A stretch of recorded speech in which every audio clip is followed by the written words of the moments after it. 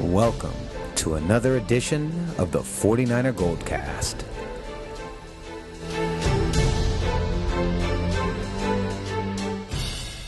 San Francisco, are you ready?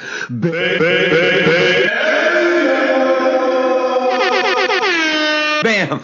Welcome to another edition of the 49er Goldcast. We are the Bay Area fan perspective. I'm your host, Rudy Solis III, and with me is my brother, my co-host, Raymond Solis the First, and our esteemed co-host, Old Man Davis. Bam, here we go. This is it. The final edition of the second season of the Goldcast. And what a great season it was for us. Unfortunately, we cannot say the same about the 49ers, but we do end the season on a win, and we avoid being swept by the NFC West. And the San Francisco 49ers have defeated the St. Louis Rams. Final thoughts on the game, Raymond. Still really conservative. They barely won that game. It was a lot of fun. I think you still need to address the coaching staff going into the following season because aside from Blaine Gabbert being off today, I saw a coaching staff that very much like every other game is kind of playing not to lose versus playing to win. And you're not going to win a lot of football games, as their record indicates, when you have that kind of mentality going into the game. I really believe in this coaching staff, the guys that are here. They're very good people. So even though I like the win, it's nice to win, to not get swept by the entire division. Still a lot of, questions going into the offseason. Number one, what are you going to do about the coaching staff? Because certainly the current staff is certainly not the answer. I really believe in this coaching staff. Absolutely. I think that's probably the most pertinent conversation. We're recording this just after the game. So when you guys hear this, 49er faithful, the game has just ended. So maybe between now and the time this is released, we'll have an official word on Tim Jamsula Tim, and see if we'll have any answers for him. But I would imagine word would maybe come out either later today or tomorrow. What do you guys think? I'm not going to make this about Jim and Jim's job status. I'd like to just add, boys, that our new name for Tim Jamsula is Tim Puntsula. Well, what do you guys think about that not kicking the ball? Did you think that was too conservative, Ray? Just like Ray said, playing scared. Yeah, you're playing conservative. I think so. You got the game on the line. I mean, it ultimately worked out in their favor, but it could have just as easily gone the other way, too. With the win, it looks like the right move. If I'm kind of taking the whole season into consideration, then it's just kind of more of the same conservative play we've seen all year. Yeah, definitely. Yeah, and when you go through tough seasons, what happens is you start getting one-offs and spin-offs, and the season pulls at you. What do you think about Gabbert? He passes for 354 yards, which is actually the most yards that a quarterback has passed since week 1 of 2013 when Cap passed for 412. What do you think about BG? We got to win today, and that's huge against a good division opponent, and we definitely don't take wins for granted, and I want that to be the focal point. It was kind of a pretty wonky game for him. He was off today. There was a lot of overthrows. I mean, we could have had another touchdown earlier in the game when there was a wide open Torrey Smith in the end zone. All he had to do was arch the ball into him as he had both defenders beat on that play. Instead, he overthrows him. There was two kind of quick shovel passes to the running back, and those ones he kind of just lost his grip and underthrew them. And those are just three examples off the top of my head, but there was a handful more. I mean, ultimately, he made the plays when he needed to make them the most, which is what you want to see, which is typically what we didn't get out of Kaepernick this year. When it counted most, Kaepernick did not make those throws. And so at the end of the day, Gabbert made the throws he needed to make. But again, poor play calling. Not enough time in the pocket, a lot of rush throws, a lot of check downs, even one missed wide open opportunity up top between the tight end and or Torrey Smith in that case. So overall, it wasn't Gabbert's best game, but he made the throws when it counted the most, which is ultimately what you want to see at the end of a game, which kind of makes everything else a little bit more forgivable or easier to swallow. But we'll see. I think with a better offensive line, you can expect better play. When you're getting rushed and hurried to the degree that Gabbert is, it's really, really hard to make plays within or outside of the pocket. But as you can see, he does make better decisions over Cap in this current segment, in the current climate. Yeah, I agree with that. It's a game at the end of the day. It's not life or death. Old Man Davis, final thoughts on Blaine Gabbert for the season. Has he met your expectations? Has he gone below them, over them? I think physically he fits the role of what the 49ers quarterback position should be. It's debatable as to whether or not Jeep Christ will be with the team into next season, but based on their style of offense, Blaine is a good choice to at least, again, consider. I've said this week after week. I'm a fan of BG, Blaine Gabbert. I'll continue saying that until there's a better quarterback than him that the 49ers will select. His maturity mentally, I think he still has a lot of ceiling to climb in getting it right. I consider myself a smart guy. So I would hope that the offseason pays off well for him if he's to continue thinking he's going to start for the 49ers. That's right. Okay, so I think the defense has a lot of shining spots going forward. Defensively, you have more promise there than you do. Offensively is where, once again, you just need a lot of work to be done. And defensively, you've got some promise. You just need the right. Either you give Mangini another shot, which I doubt happens if Tomsula goes, or you tighten things up with Mangini. Looking at Blaine Gabbert's game this earlier today, it's very sloppy. But my overall impression of him in the second half of the 49ers season, I would easily say he's maybe not up there with the Carson Palmers or the Matt Ryans, Cam Newtons, Tom Brady's of the world, but he probably falls under the tier level of a Ryan Tannehill, Stafford, Jay Cutler, Alex Smith, even Matt Hasselbeck. He's like where Alex Smith was before Harbaugh showed up. So there's still room to see where his potential could be. Yeah. Here's what I think is the best case scenario for the situation is that we release Tom Sula, then we get a strong coach. Looking at you, Sean Payton. Oh, you're going to be happy about what's coming up on that front. Hit me. Whoa. Well, this is fresh off this morning. According to Ian Rappaport, if the 49ers make a move, worth noting, last year a person close to Sean Payton made it known that he'd consider the SF job if he was free. That says if he is free. Don't give me no Bammer weed. Yeah. So if New Orleans doesn't do anything to restructure his contract and keep him and Drew Brees together, then he'll look elsewhere and consider San Francisco. Otherwise, the ball's in New Orleans' court. Okay, I like that. So definitely, I want to see that. A strong head coach, number one. We trade Cap. I think Cap still has a lot of potential, but more importantly, we need that money. We need that money, and we need that money to spend to build back the offensive line, build the defense through the draft and through free agency. I think it's a must that we trade Cap just for the money. I think right now the money is more important than Cap, and I think the ceiling on him is very high, but the floor can also be very low. It's kind of feast or famine the last couple of years with Colin Kaepernick, so I think that's the best way to go. Build that offensive line, keep continuing rebuilding the defense, and I think we're solid. Raymond, what do you think? What is your? I'd like to see a trade of John Sula with Eric Pierce, and that would at least get us a round 8th round draft pick. I think you could get probably a really nice Billy Goat for the both of them, like a really solid, healthy Billy Goat, maybe one you could take to a competition. Did somebody say Billy Goat?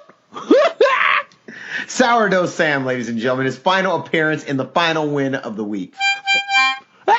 Hey, Ray, Rudy, I gotta say, I really enjoyed this season, even though we only won 5 games, and I think I only appeared less than 10 times on this show. But other than that, I really think this Job Sula character, he's not gonna be here next season. All I know, they're already kicking me off the stadium right now. The NFL's getting ready to put on their green grass and get ready for the Super Bowl. I hope they get to let me still run around the whole stadium singing them mighty tunes that I've been coming up with. Thank you, Sourdough Sam. And Jen York. Apparently Billy Goat is the best way to bring Sourdough Sam into the fold. Absolutely. Raymond, best plan of attack going forward. We place you in the ownership's chair. What do you do? Well, I think you fire Jim Tomsula. That's kind of the consensus around the media right now, is that that's what's going to happen. All the major media outlets are expecting the 49ers to fire Tomsula regardless of a technically irrelevant win today over the St. Louis Rams. And I think that's what you need to do, because all the conservative play, all of the undisciplined play, or the inconsistency across the board, where you're great at home, you're bad on the road. Could you please just once say something positive? I think you definitely fire Tomsula. The Cleveland didn't wait very long. Neither did Philadelphia. So I'm not sure what exactly they want to do within the next 24 hours before making that formal announcement. But I think you do need to make the announcement regardless, because the play has been too inconsistent all year. Great defense at home, terrible on the road, among the top teams in the NFL, leading the league in penalties, all of the quarterback controversy issues, the offensive line issues, the conservative play all throughout the season, playing not to lose versus playing to win, all of the mixing and matching of personnel that should have come sooner but did not, all of that stuff. It's just all of it screams he's not the guy. I'm not saying he doesn't know football or that he's not a good or doesn't belong in the NFL. He absolutely does. He's a terrific position coach, but making the jump from position coach to head coach is clearly a tall order for anybody. I mean, John Madden was one of the only guys to do it successfully.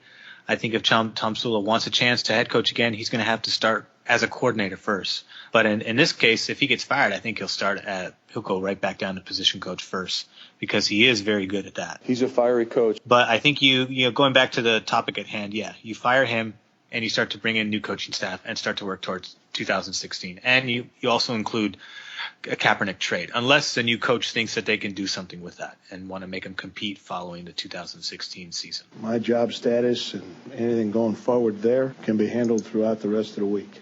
I agree.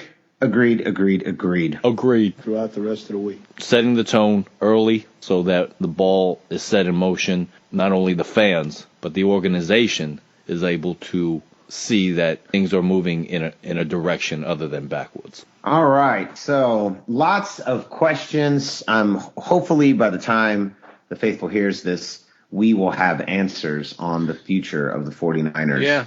We will definitely see. I mean, Ryan Sakamoto of NinerFans.com saying that the Niners are going to do it in less than 24 hours, that it's going to happen immediately following the St. Louis game, although we haven't seen anything yet, as it's been almost an hour since the game, so who knows. That is according to Pro Football Talk, Mike Florio. It's about the game today. I've been with Jimmy my whole career. I love Jimmy. It's always been a good time with him. But today, we won a game, and let's give him some praise for that. Let's not talk about the rumor or whatever was said. All right, so let's talk about probably the biggest controversy in sports right now. We let it simmer for about a week, and some new information has come up, but it's still a big mystery as to how accurate this is. We are talking about Payton Manning and the use of performance-enhancing drugs. But first, a word from our sponsor. If you're looking for the latest and greatest 49ers podcast, then look no further than right here. The 49ers Goldcast. Funny, passionate, and simply the best. The 49ers Goldcast is the only podcast that represents the Bay Area fan perspective. Hosted by me, Rudy Solis III, my brother, Raymond Solis I, and that silly old curmudgeon, Old Man Davis. The 49ers Goldcast is the voice of the faithful. You can download the latest episode of the 49ers Goldcast on iTunes, Stitcher, and YouTube. Be sure to like us on Facebook at facebook.com/49ers Goldcast. Okay, so there's a documentary that was released last Sunday titled The Dark Side, Secrets of Sports Dopers. I do like the subtle tie-in to Star Wars. Well done. You can find it online on YouTube. It's a documentary that follows British hurdler Liam Collins as he goes undercover in search of illegal performance-enhancing drugs in what he claims to be an effort to make the 2016 Olympics. One of the people featured on there is a gentleman by the name of Charles Sly.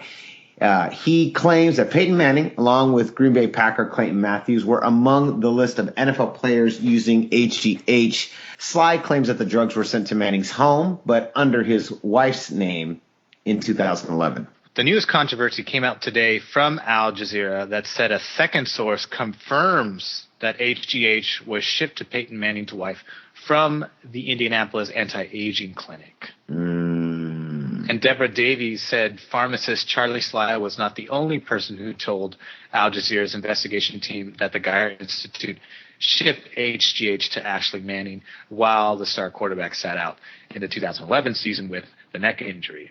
That source was not mentioned in the Dark Side documentary that you mentioned a minute ago, brother, and that was because the source was confidential and could not be named, Davies said.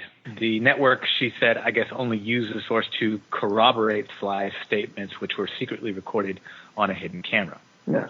Old Man Davis, what do you think about this? Do you think he did it? I think he's capable of doing it. Did he do it?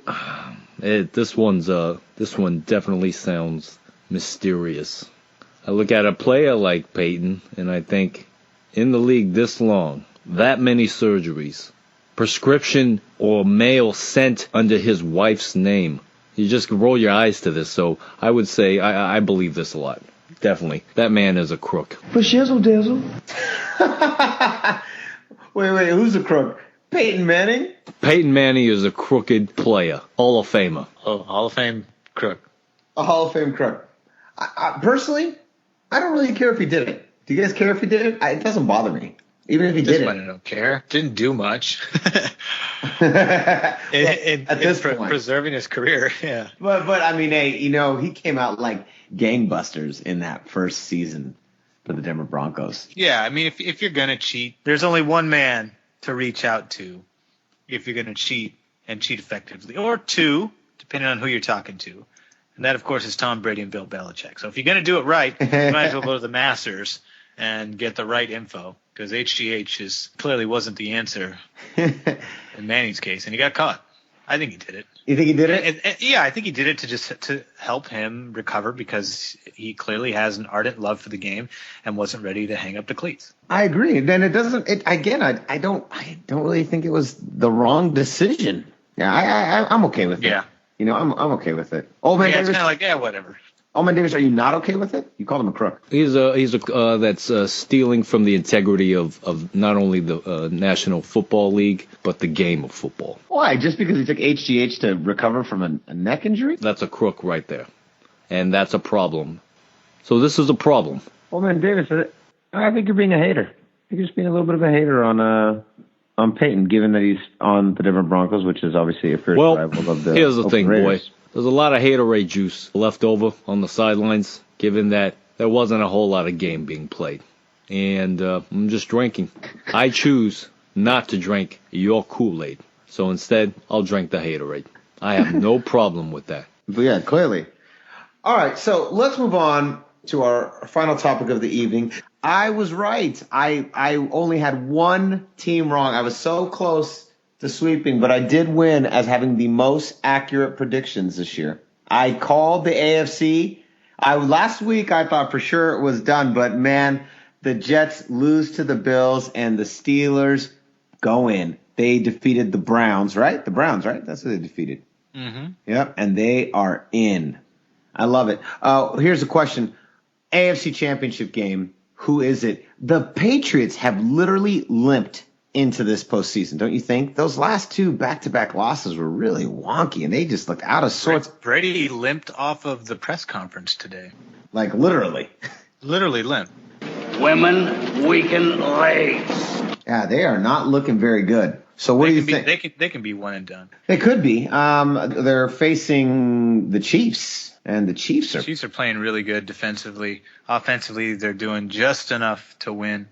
So if they can keep up that same trend in Foxborough, which won't be easy, but if anybody can knock them off, then Kansas City's probably the best bet. They're definitely the dark horse. They've won 10 straight games.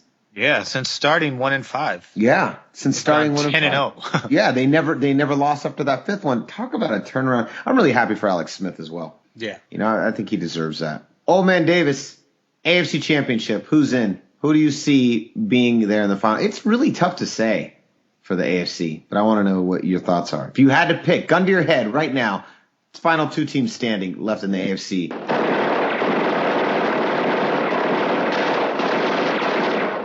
I just like the Steelers. I've liked them all season. They just still stuck in it and found a way to win. They won their way into the playoffs. I would take Pittsburgh even if Andy Dalton was healthy. So then Chiefs roll over the Texans.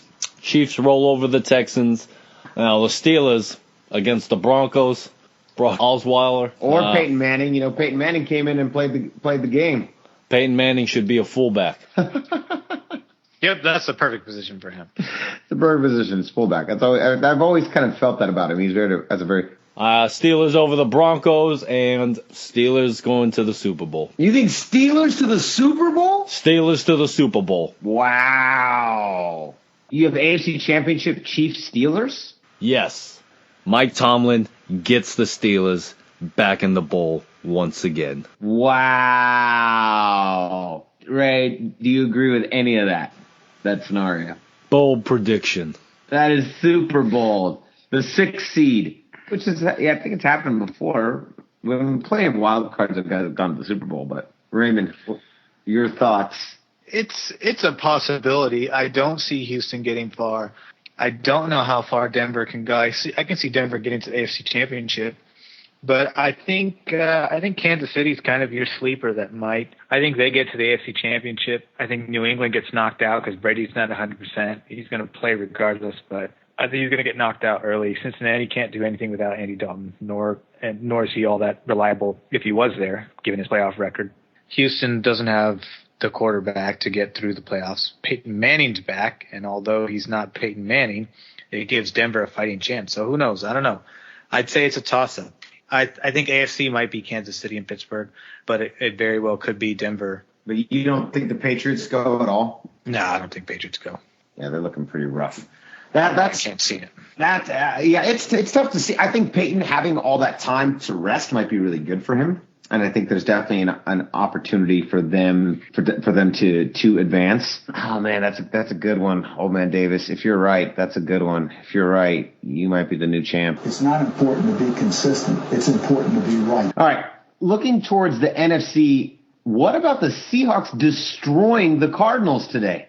Just destroyed them. What happened? I was so angry. You lose games on Wednesday, Thursday, and Friday. You don't lose them on Sunday, in my opinion. We lost this all week in practice. Well, our unofficial fourth member, Rudy Solis Jr., our father, Raymond and I, he said he wasn't surprised because he didn't think the Arizona Cardinals are as good as their record has shown. I love you too, Daddy. Raymond, what do you think? Do you think the Seahawks are the dark horse of the NFC playoffs?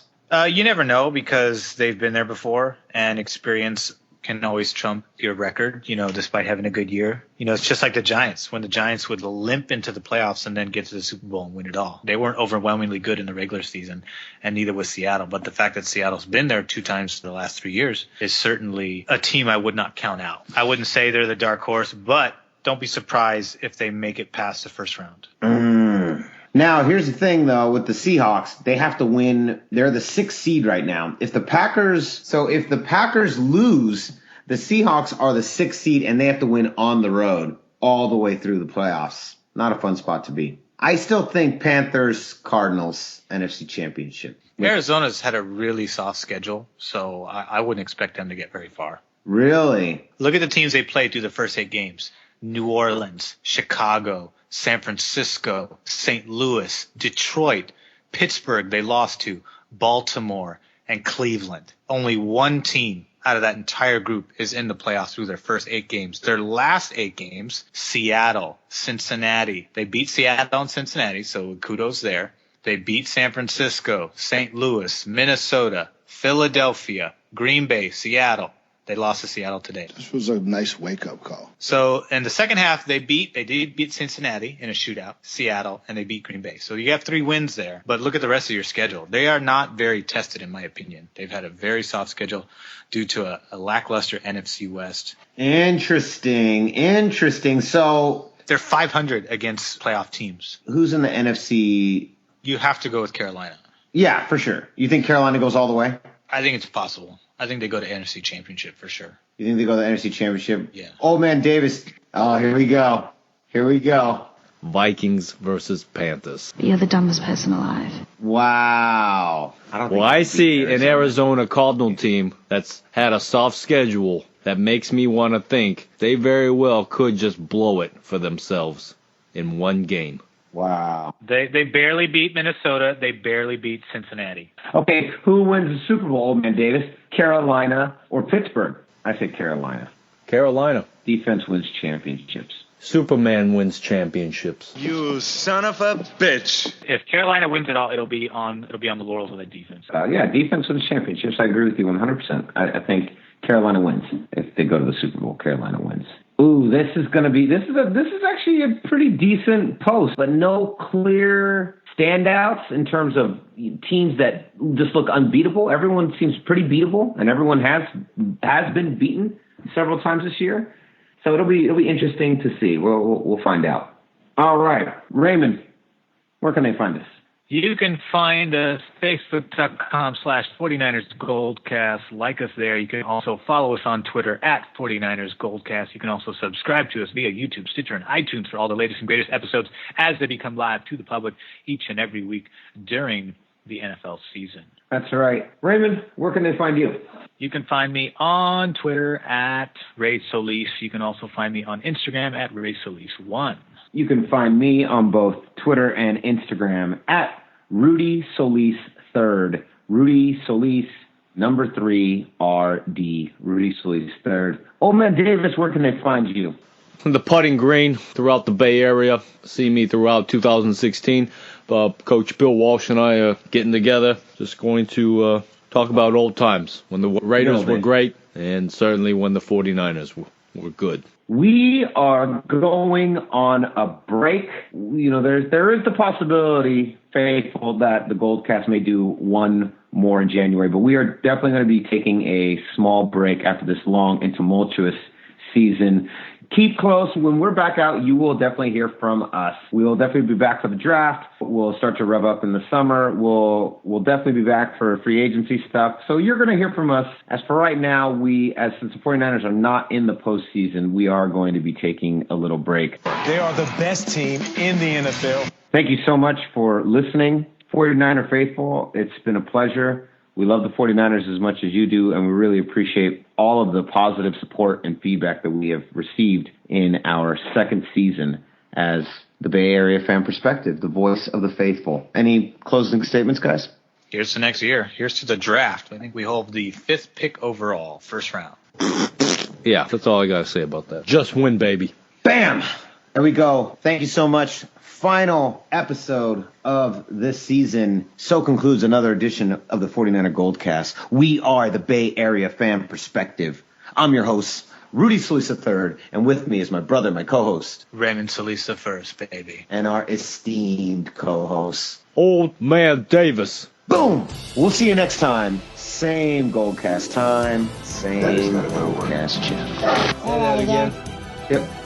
Same Goldcast time, same Goldcast channel. Maybe you can just get more intensity. Just take it over one more time. Ray, give me that Usual Suspects character voice. Go ahead, Ray. What? Great. All right. Hopefully, Rudy, that's inspired you. And action. Same Goldcast time, same Goldcast channel. Perfect. Cut. Great, guys. Great job. That's a wrap. That's a wrap. The season, it is over. Thank you very much. Thank you guys for doing this week in and week out with me. I really appreciate it. And I know it's as much yours as it is mine, but I appreciate it. So thank you guys. I really enjoyed working with you guys this year.